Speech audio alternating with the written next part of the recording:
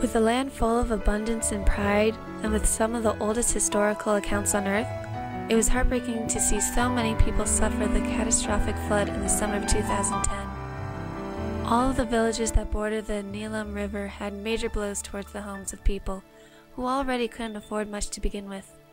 And so many people have died of disease and hunger. Most don't even have a home anymore. But even in the dark, there's a light that can be even more powerful. Shamshed Mashi is part of a small group of Catholics living in the heart of Pakistan, where in this time of catastrophe, they open their doors to give their neighbors hope.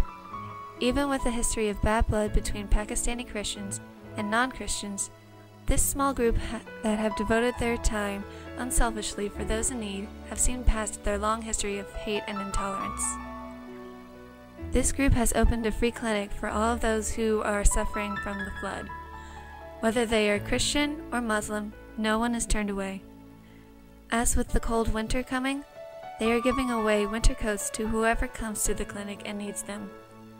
But despite their charitable deeds, Christians only represent 1.5% of the country and are still lacking in healthcare, respect, even rights in the government. In order for them to survive and continue their work, they must not say anything at all that is negative to the Muslim religion, and at the same time be aware of any intolerant people who might turn them in if they disobey the blasphemy laws that used to support Christians. It is now the same law that convicts them and gives them the penalty of a fine, no bail, and then a death sentence. It is with this information that any person who follows and believes in Jesus Christ and hears this story should be honored to know that there are people who are willing to give their lives for those in need, all in the name of the Trinity.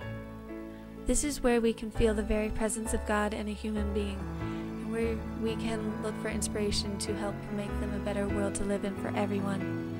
And all it takes is for one small group of Christians in a third world country, in the midst of a horrible tragedy, opening their doors and living each day helping others just as God has intended for us.